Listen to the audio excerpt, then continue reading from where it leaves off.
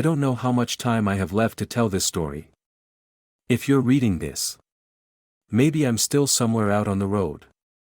Maybe I'm sitting in my car. Hands on the steering wheel. Eyes fixed on the rearview mirror. Trying not to turn around. Or maybe I've already disappeared. Just like the other drivers whose names I found on a list that should not exist. I used to think I was a rational man.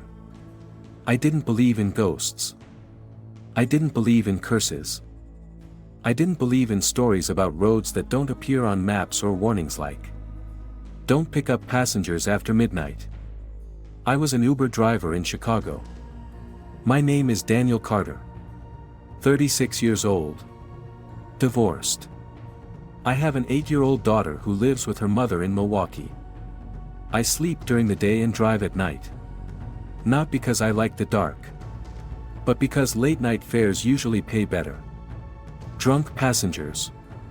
Night shift workers. People leaving parties. People who just broke up with someone. People who don't want to call a regular taxi. The city at night has its own smell. Melting snow mixed with engine oil. Cold coffee in paper cups. Cigarette smoke trapped in coats. Cheap perfume from girls leaving bars. The loneliness of streets with no pedestrians left. I was used to all of it. I was also used to strange passengers. People who got in and cried for 15 minutes without saying a word. Drunk men who thought I was their father. People who paid extra just so I would drive around the city because they didn't want to go home yet. People who sat in the back seat whispering into their phones like they were planning to kill someone. But I had never met anyone like the man in the black coat. It started on a Tuesday night near the end of January. Chicago was so cold that a thin layer of fog kept forming on my windshield even though the heater was on. Around 2:17 a.m. I had just dropped off a passenger near Logan Square. I was about to turn off the app and go home when my phone buzzed. A new ride.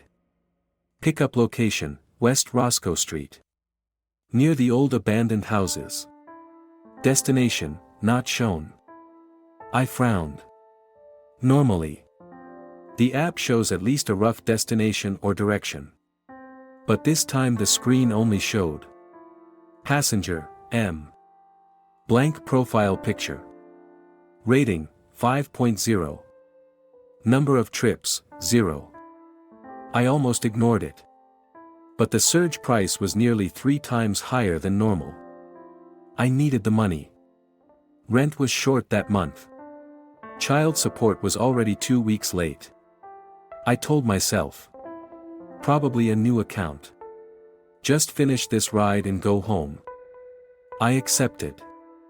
The GPS led me into an oddly quiet neighborhood. 2-story houses stood close together. Windows dark. Roofs covered in snow. Streetlights flickered, casting a sickly yellow glow over the frozen road. The deeper I drove, the more wrong everything felt. No parked cars. No trash cans in front of the houses. No footprints in the snow. A residential neighborhood in Chicago with no signs of life is strange. The GPS said 50 meters. Then 20. Then I arrived. The pickup point was in front of an old red brick house. The second-floor windows were boarded up. The iron fence leaned to one side. In the front yard stood a dead tree. Its bare branches reaching upward like burned fingers. I looked at my phone. You have arrived at the pickup location. No one was there. I waited. 1 minute. 2 minutes. 5 minutes.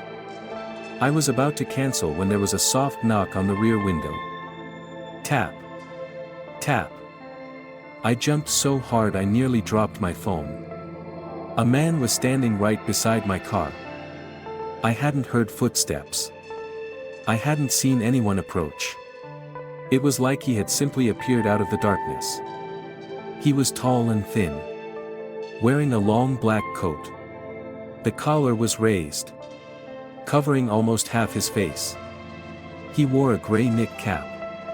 His skin was pale, almost colorless. But the thing that bothered me most was his eyes.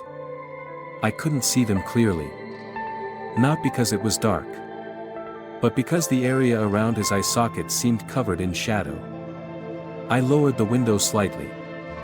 "Are you M?" He didn't answer. He just stood there. I glanced at my phone.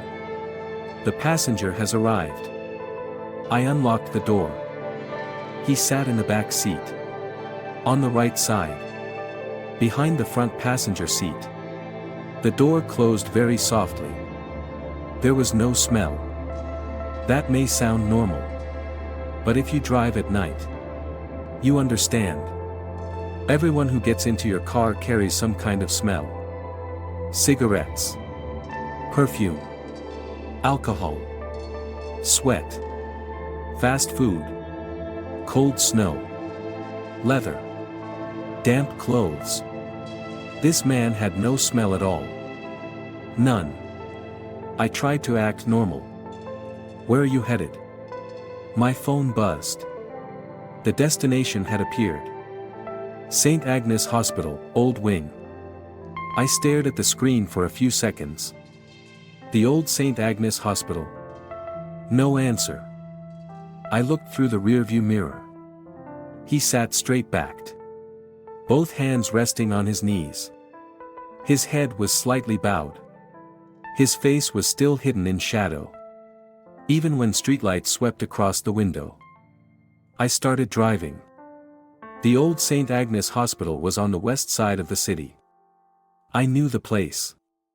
It had been closed for years after a fire in the psychiatric wing. Part of the building had been converted into storage offices. But the old wing had been abandoned. Locals had all kinds of stories about it. But I had never cared. The car was so quiet I could hear the tires grinding over the thin layer of snow. After a few minutes, the app changed the route by itself. New destination. North Kedzie Avenue. I frowned. "Did you change the destination?" No answer. I looked in the mirror. The man was still sitting exactly the same way. I figured maybe the app had glitched. Or he changed it by mistake. I asked again. "Do you want to go to North Kedzie or St. Agnes?" This time, he spoke.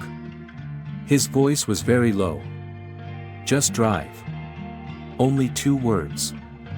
His voice was dry and deep. Like it was coming from an old, static-filled radio.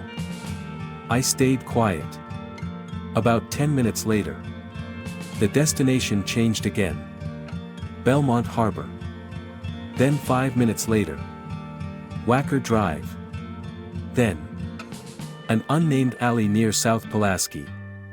Every time the destination changed, the app updated the route automatically.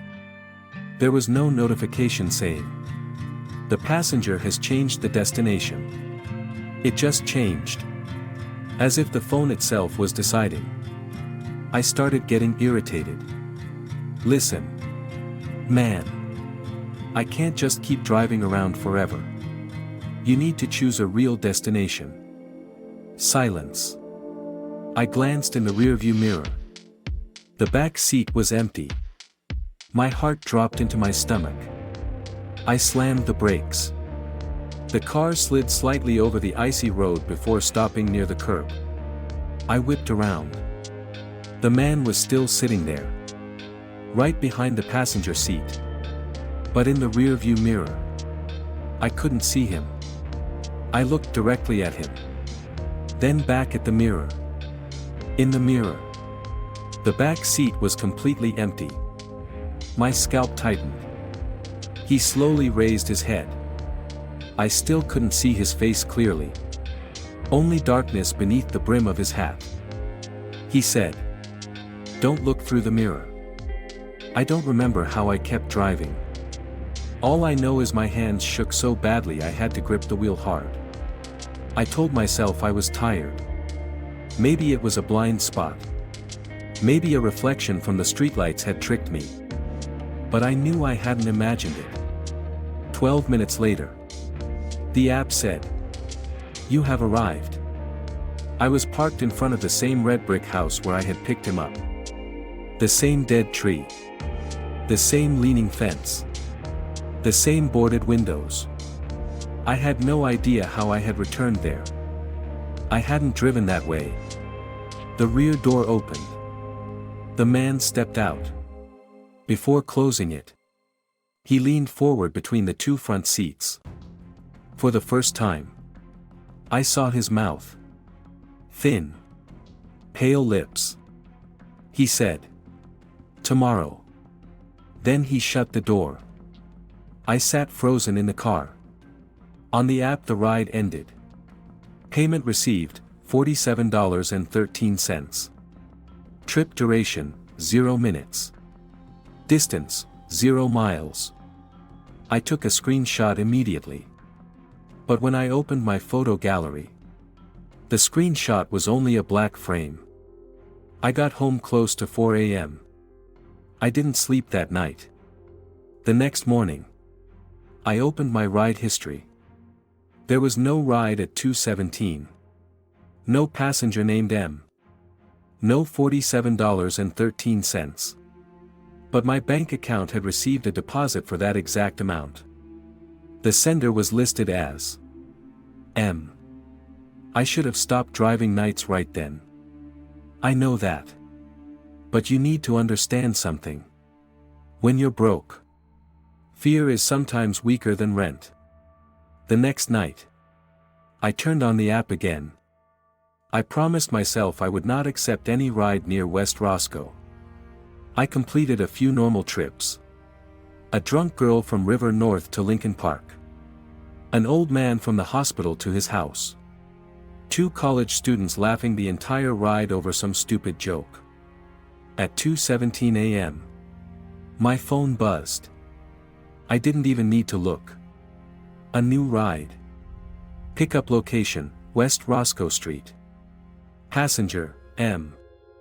I declined. The app froze. The screen went black for a few seconds. Then the ride accepted itself. I cursed. Pulled over. And tried to cancel. The cancel button didn't work. I closed the app. It opened itself again. The route appeared. Drive to pickup location. I powered off the phone. The screen stayed on. That was when I heard the knock on the rear window. Tap. Tap. I wasn't on West Roscoe. I was parked at a gas station near Humboldt Park. But when I looked outside, the gas station was gone. In front of me was the red brick house. The man in the black coat stood outside my car door. I didn't unlock it. I sat still, breathing hard. He stood there. He didn't knock again. He didn't move. He just waited. Inside the car, the locks clicked open by themselves. Click. He opened the rear door and got in. I didn't turn around. I didn't look in the mirror. I just stared straight ahead. The destination appeared. St. Agnes Hospital, Old Wing. I said, almost pleading, "What do you want?" Behind me. That dry voice answered, "Drive." And I drove. This time snow began to fall. The flakes flew sideways through the headlights like ash. The streets were impossibly empty. Chicago is never that empty. Not even at 3 a.m. But that night there were no other cars. No pedestrians. No lights in apartment windows.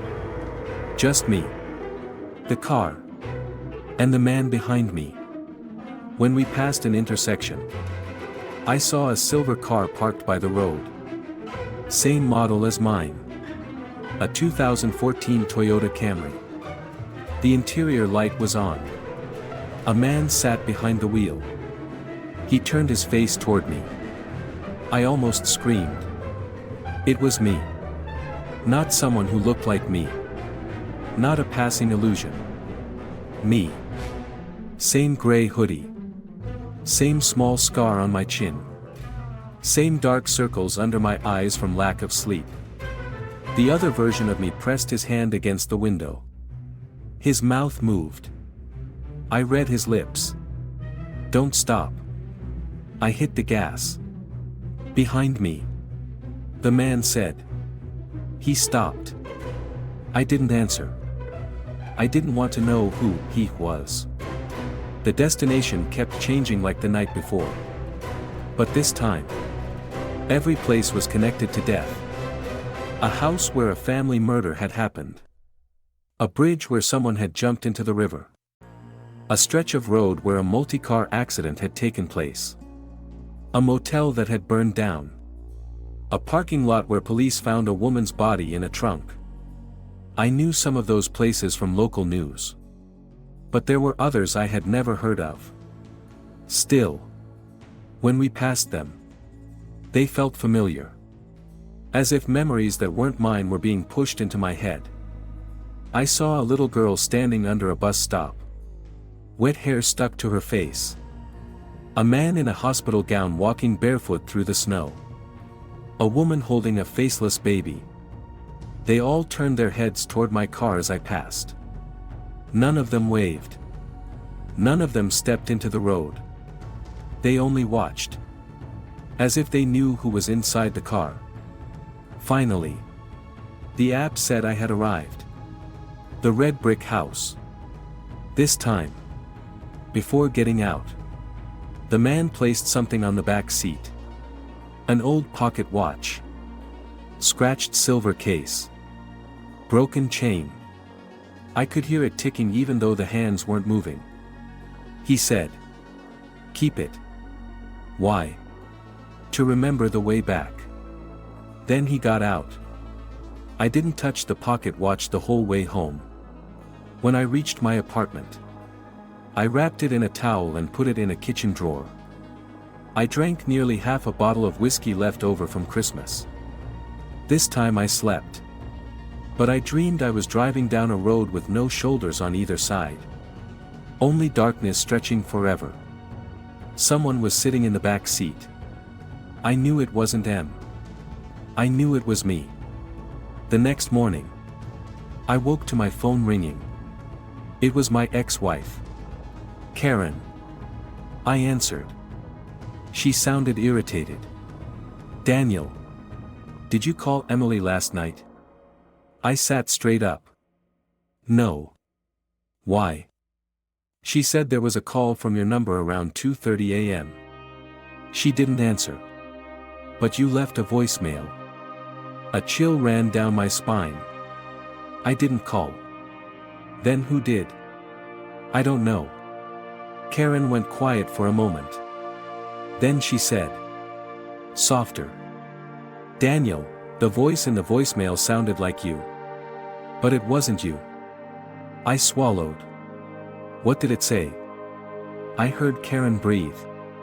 It said, "Don't get in the car with Dad if he comes after midnight." I don't remember how I ended the call. I checked my call history. There was no call to Emily. I opened the Uber app. My account had been temporarily suspended. Reason: unusual activity reported. I almost felt relieved. If my account was suspended, I couldn't drive. I couldn't accept M's ride. But at 2:17 a.m. that night, my phone still buzzed. I was home. The app wasn't open. My phone was on the kitchen table. The screen lit up. Passenger, M. Pickup location: your living room. I backed away. My apartment was silent. Outside the window, snow fell heavily. On the screen, the green "accept" button lit up by itself. I unplugged the charger. No effect. I grabbed the phone and threw it against the wall. The screen cracked. But it stayed on. Then I heard knocking. Not at the front door. Not at the window. The knocking came from inside the kitchen drawer. Tap. Tap. I froze. The drawer where I had put the pocket watch. Tap. Tap.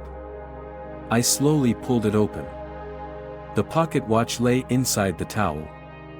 Its lid popped open by itself. There was no clock face inside. Only a small yellowed photograph. It showed a group of drivers standing beside their cars. An old photo. Probably from the 1970s or 1980s. They all wore winter coats. They all looked into the camera. In the back row, on the right, stood the man in the black coat. M. But that wasn't the worst part. Standing next to him was me. I looked slightly younger in the picture. But it was clearly me. I was wearing the gray hoodie. The same hoodie I was wearing right then. I turned the photo over. There was handwriting on the back. Those who drove him. Below it was a list of names. Harold Finch, 1978 Samuel Ortiz, 1986 Peter Lang, 1993 Michael Reeves, 2001 Anthony Bell, 2010 Chris Nolan, 2017 Daniel Carter, 2026. My name was at the bottom. But beneath my name, there was one more line. The ink was fainter. As if it had just appeared. Emily Carter, 2034. I threw the pocket watch onto the floor. It didn't break. It kept ticking. Tick. Tock. Tick. Tock. I understood part of it. Not all of it. But enough to be terrified. M didn't just want me to drive. He was marking people. Driver after driver. And after them. Their loved ones. I called Karen immediately. I told her not to let Emily go out alone. Not to let her get into any car unless she confirmed it first. Not to trust me if I showed up at night without warning. Karen thought I was drunk or losing my mind. I don't blame her. If I were her, I would have thought the same thing. I searched the names on the list online. Harold Finch. Disappeared in 1978 while driving a night taxi shift. His car was found by the road. Meter still running. The back seat was soaked even though it hadn't rained. Samuel Ortiz. Taxi driver who vanished in 1986. His car was found in front of an abandoned house on West Roscoe. The doors were locked from the inside. No signs of struggle. Peter Lang. Private car service driver. Disappeared after picking up a passenger on the north side of Chicago. Before vanishing, he told his wife there was a passenger who didn't show up in the mirror. Michael Reeves. Limousine driver. Disappeared in 2001. Parking lot cameras recorded him opening the rear door for someone who did not appear on the footage. Anthony Bell. Taxi driver. Disappeared in 2010. His daughter vanished 8 years later. On her 16th birthday. I stopped there. 8 years. Emily's name said 2034. 8 years after me. I vomited into the kitchen sink. By morning, I decided to do the stupidest thing I had ever done. I went back to the red brick house. In daylight, the neighborhood looked different. Still empty. But not impossibly so. There were a few cars parked farther down the street. A man walking a dog. Footprints in the snow on the sidewalk. The red brick house was still there. I asked an old woman who lived 2 houses down. She stared at me for a long time when I described the man in the black coat. Then she said, "You're a driver." I nodded. She sighed. "Then you shouldn't go in there." "Who is he?" She looked at the house. People called him Mr. Merrow. I don't know his real name. He lived there a long time ago. Before the city changed. Before Uber. Before modern taxis. He used to hire people to drive him every night. Drive him where? The old woman went quiet. Please. I said. If you know anything. Tell me. She tightened her grip on the dog leash. In 1969, his wife and child died in an accident. A taxi driver left them on the road after accepting another fare that paid more. People said if that driver had taken them to the hospital in time, they would have lived. My throat went dry. What happened after that? After that, Mr. Marrow started calling cars every night. He was looking for that driver. But he never found him. Then he died in that house. Suicide. People said. But ever since then, every few years, another driver disappears. How do I stop it? The old woman looked at me with pity. No one stops it. There are only those who keep driving. And those who get out. What does getting out mean? She didn't answer. Her dog started growling toward the house. The front door of the red brick house slowly opened. No one had touched it. The old woman pulled her dog away quickly. I stood alone at the gate. I should have left. But I thought of Emily. I went inside. The house was colder than outside. Not winter cold. But basement cold. Damp earth cold. The cold of rooms shut up for too long. The wooden floor creaked under my shoes. The walls were peeling. Old wallpaper bloomed with black mold. In the living room, an armchair faced the window. On the small table beside it sat an empty glass and an old radio. I walked down the hallway. The walls were covered with photographs. Taxi photos. Driver photos. Pictures taken from behind windshields. Many were blurry. But I recognized some of the faces from the list. Harold. Samuel. Peter. Michael. Anthony. Chris. And me. A brand new photograph hung at the end of the hallway. It showed me sleeping in my car. Head tilted to the side. Mouth slightly open. It had been taken from the back seat. I stumbled backward and hit the wall. From upstairs came the sound of footsteps. Slow. Heavy. Thud. Thud. Thud. I ran. I burst out of the house. Slipped on the snow. Scrambled up. And didn't dare look back. When I got into my car, there was wet snow on the back seat. Even though the doors were still locked. In the snow was the imprint of a hand. A small hand. A child's hand.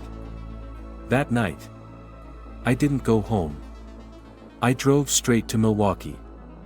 I needed to see Emily. Karen didn't want to open the door at first. I stood on the porch. Shaking. Saying I just needed to see our daughter for 1 minute. Finally she let me in because I looked so pathetic. Emily was asleep. I stood in her doorway and looked at her. She was still so small. Brown hair tangled on the pillow. One arm wrapped around the old teddy bear I bought her when she was 4. I had missed so much of her life. Birthdays.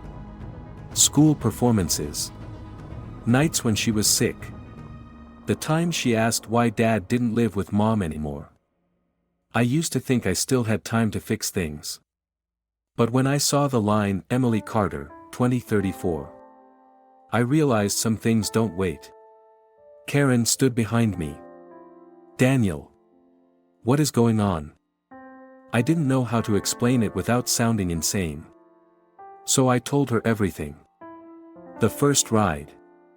The man in the mirror. The pocket watch. The list of names. The house. Karen didn't interrupt. When I finished, she was silent for a long time. Then she said, "You need help." I laughed. But no sound came out. I know. I'm not saying that to hurt you. I really think the stress is getting to you. I nodded. Maybe she was right. Maybe I had a sleep disorder. Paranoia. Hallucinations from too many nights on the road. Then a phone rang inside Emily's room. We both froze. Emily didn't have her own phone.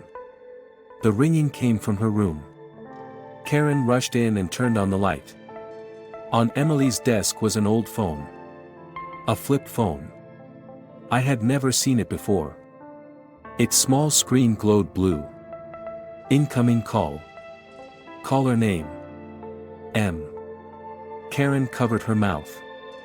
I picked up the phone. It vibrated in my hand like a living thing. I answered. No breathing. No static. Only that familiar dry voice. The girl will need a ride. I shouted into the phone. No. What do you want from me? Silence. Then M said. Drive to the end of the road. What road? The one you left unfinished. The call ended. I understood. Or I thought I did. The previous drivers had tried to run. They disappeared. Their families were marked. If I wanted Emily removed from the list, I had to finish the ride. I had to drive to where M truly wanted to go. Not the fake destinations. Not the old hospital. Not the red brick house. Somewhere else. Somewhere at the end of the road. I drove back to Chicago before dawn. Karen didn't stop me. Maybe she still thought I was crazy. But the flip phone on Emily's desk had scared her. Before I left, she asked, "What if you don't come back?" I looked at her. Don't let Emily take taxis. Don't let her use rideshare apps. Ever. Karen cried. I didn't dare hug her.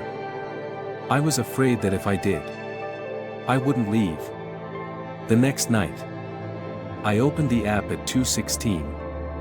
My Uber account was still suspended. But at exactly 2:17, the screen changed to the ride request interface. Passenger, M. Pickup location. West Roscoe Street. I accepted before it could accept itself. This time, I drove willingly to the red brick house. M was waiting beneath the dead tree. He opened the rear door and got in. I didn't ask anything. I only said, "Tonight I'm taking you where you really want to go." For a few seconds, nothing happened. Then the destination on the app changed. No address appeared. Only one line. End of route. I drove. The city began to distort after every intersection. Familiar buildings blurred. Streetlights stretched into long streaks. Snow stopped falling and hung suspended in the air outside the windows. I drove past St. Agnes Hospital. But it was no longer abandoned. The lights were blazing. People were running in and out. Ambulances lined the entrance. A woman lay on a stretcher. Blood running from her forehead. Beside her, a little boy screamed. I knew who they were. M's wife and child. By the roadside, a yellow taxi stopped. Then sped away. M sat behind me. Motionless. That was the night you lost them. I said. No answer. The app told me to turn. I followed the taxi. We chased it through streets that did not belong to present-day Chicago. Old signs. Old cars. Pedestrians dressed like they were from the 1960s. But everything was blurred. Like images projected onto smoke. The taxi drove ahead. I pressed the gas. The speedometer passed 80. But the car didn't shake. There was no engine noise. Only the ticking of the pocket watch from the back seat. Tick. Tock. Tick. Tock. At last, the taxi turned onto a road by the river. Its headlights swerved, then vanished. I hit the brakes. Ahead of me was an old bridge that did not exist in the modern city. Fog covered its surface. Beyond the bridge was total darkness. The app said, "Continue straight." I looked into the rearview mirror by instinct. This time, I saw M. He sat there. But he was no longer the old pale man. He looked younger. His eyes were red from crying. His hands were covered in blood. In his lap he held a child's blanket. He looked at me through the mirror. And for the first time, I saw his eyes clearly. They weren't demon eyes. They weren't black pits. They were the eyes of a man who had lost everything and couldn't even die properly. He said. He didn't stop. I understood. The taxi driver that night had abandoned his family. And ever since, M had forced drivers to keep driving through that same night forever. But I'm not him. I said. M tilted his head. All of you drive away. That sentence hurt more than I expected. Because I remembered all the times I had ignored someone by the road because the fare wasn't worth it. The times I dropped off passengers who were too drunk without waiting to see if they made it inside. The times I chose the higher paying ride instead of helping someone who truly needed it. I had never killed anyone. But I also wasn't as good a person as I wanted to believe. I drove onto the bridge.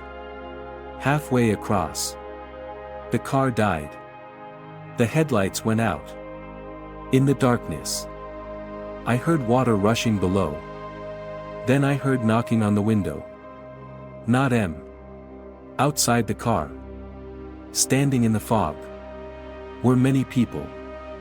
Harold Finch, Samuel Ortiz, Peter Lang, Michael Reeves, Anthony Bell, Chris Nolan, and others whose names I didn't know. All drivers. All staring at me. One of them placed a hand on the window and shook his head. As if saying, "Don't get out." M said from behind me, "Get out." I tightened my grip on the wheel. No. The air in the car turned freezing. "Get out." M repeated. "I won't." Then the girl gets in. I closed my eyes. Emily's face appeared in my mind. Her laughing when I taught her to ride a bike. Her crying when I missed her birthday. Her waving through the window every time I drove away. I opened my eyes. You want a driver to stay in your place, don't you? Silence. That's why they disappeared. You didn't kill them. You made them keep driving. M said nothing. I laughed bitterly. Fine. I opened the car door. Cold wind rushed in like water. The drivers outside stepped back. I stepped out onto the bridge. My shoes touched the wet road. M got out too. He stood across from me. Up close. I finally saw his face. Hollow. Exhausted. Covered in tiny cracks like old porcelain. "I'll drive," I said. "But you take Emily's name off the list." M looked at me for a long time. Then he handed me the pocket watch. I didn't know where he got it. I had left it at home. The watch lid opened. The list of names appeared inside. The line "Emily Carter, 2034, began to fade. I breathed out. Almost crying. But as soon as my daughter's name vanished, a new line appeared. Daniel Carter, until relieved. Until relieved. I understood the price. One day, another driver would accept a ride. Someone like me. Tired. Broke. Lonely. thinking he only needed to drive one more fare. And when that driver reached the end of the road, I would be allowed to get out. If I was cruel enough to make him stay in my place. M walked past me. He headed toward the other side of the bridge. The fog swallowed him little by little. Before disappearing, he turned back. No longer angry. No longer terrifying. Only tired. He said, "Don't look through the mirror." Then he vanished. I got back into the car. But it was no longer my car. An old taxi meter was mounted on the dashboard. The seats were cracked leather. The windshield was covered in fog. Outside the doors. The city kept changing: Chicago in 1978. 1986, 1993. 2001, 2010. 2017, 2026, and years that haven't happened yet. My phone has no signal anymore. But the app is still open. Passenger, M. No. Not M anymore. The passenger's name is now D. How long have I been driving? I don't know. Time doesn't work the same way here. Sometimes I see Chicago in summer. Sometimes snow covers the streets. Sometimes the city is empty like the end of the world. Sometimes I drive people who are already dead back to the places they missed. Sometimes I stop in front of Karen's house and watch through the window as Emily grows older year by year. I can't go inside. I can't call. But I can see that she lives. In 2034. She does not disappear. She graduates from high school. Karen cries a lot that day. Emily looks up at the sky while taking pictures. As if she can feel someone watching her. I want to believe she remembers me. Or at least remembers a better version of me. I still pick up passengers. Not all of them are alive. Not all of them are dead. Some sit in the back seat and cry. Some beg to go home. Some don't know they've died. Some know. But aren't ready to accept it. I drive. That is what I do. That is my punishment. And maybe the only atonement I have left. But there is one thing I need to warn you about. If one night, after 2 a.m. in Chicago, you request a ride and the app shows a driver named Daniel in an old Toyota Camry with a license plate starting with the letter D, don't get in. If you already have, don't look into the rearview mirror. If you see the front seat empty but the car is still moving, close your eyes and say clearly, "I'm not ready to go. Maybe I'll let you out. Maybe I'll still be sane enough to do the right thing." But if your app shows the destination as end of route, then I'm sorry. I am truly sorry. Because that ride is no longer meant for you. It is meant for the one who is driving.